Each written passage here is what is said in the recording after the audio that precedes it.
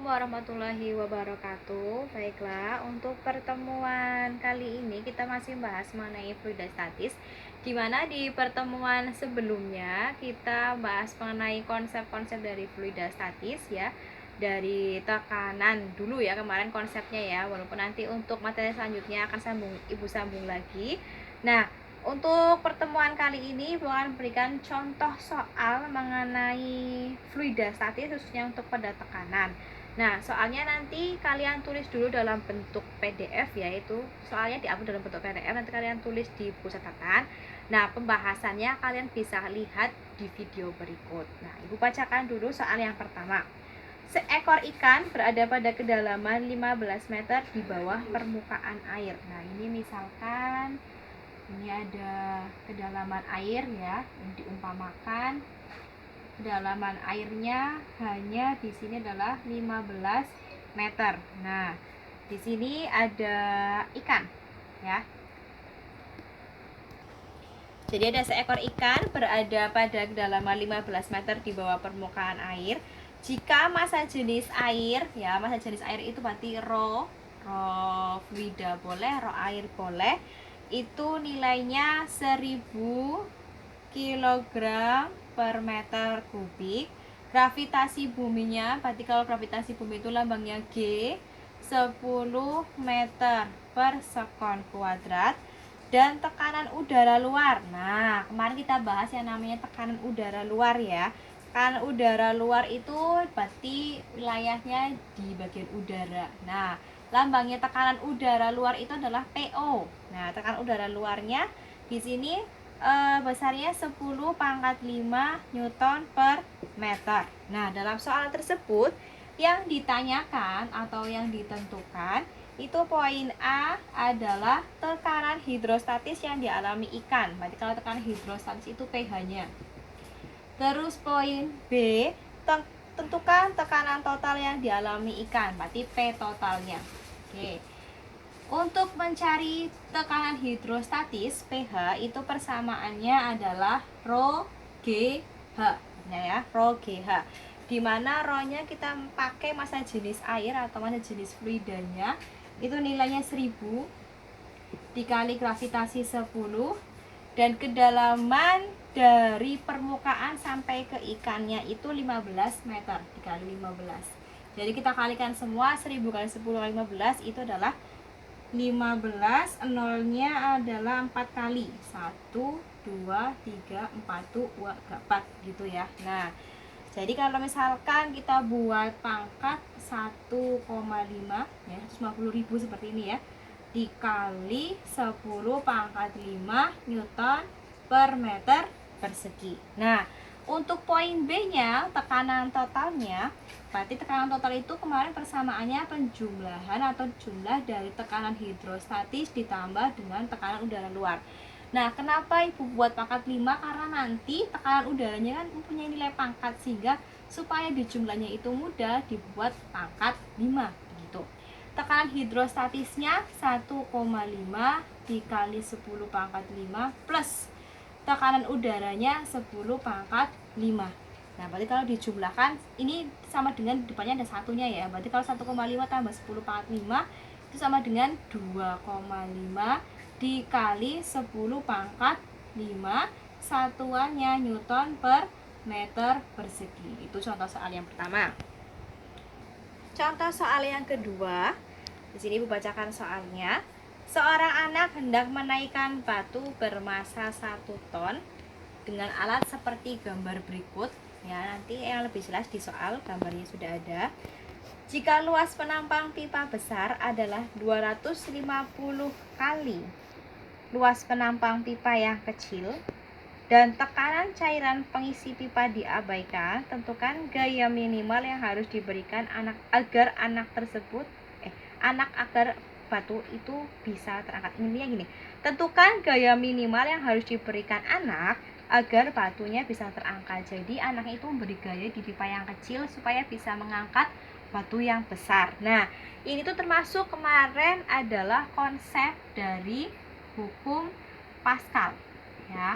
Nah, hukum Pascal, di mana nilai tekanan itu akan diteruskan ke segala arah dengan sama besar. Jadi nilai tekanan di pipa yang kecil dan pipa yang besar itu nilainya sama.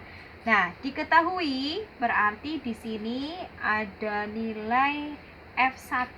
F1 itu berarti F gaya yang oleh anak ya. Nah, F1 F anaknya. Terus F2-nya, nah misalkan ini F1, nah F2-nya itu sama dengan beratnya batu. Nah, beratnya batunya di sini adalah bermassa 1 ton ya.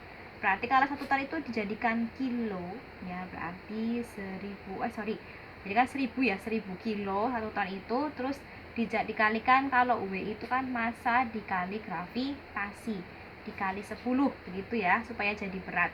Sehingga di sini 10.000 Newton. Nah, gayanya atau beratnya.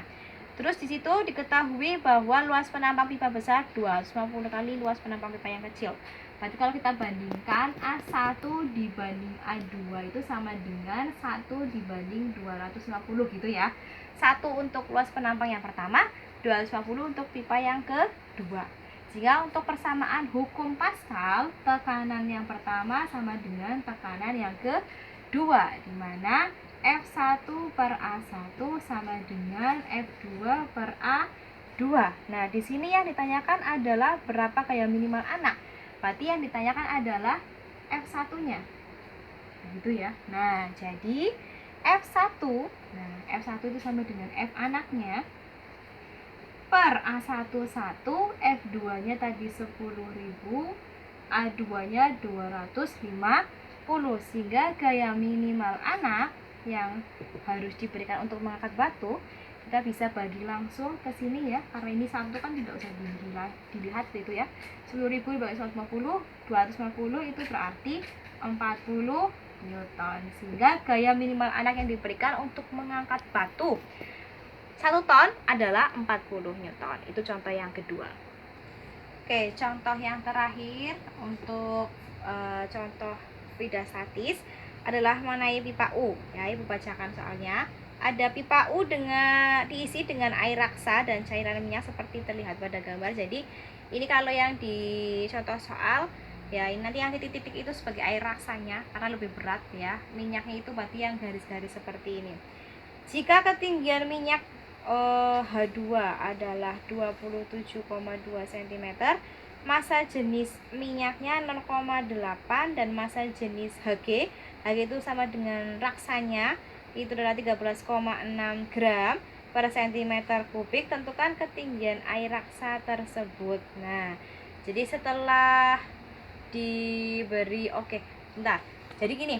Nah, untuk air raksanya itu berarti di sini air raksanya itu ke atas sedikit ya, berarti untuk H1-nya ya. Nah, berarti di sini yang diketahui, nah itu ketinggian minyak setelah diberi air raksa, minyaknya itu kan ke atas. Nah, jadi H2-nya 27,2 cm, terus massa jenis minyak rho minyaknya 0,8 gram per cm kubik.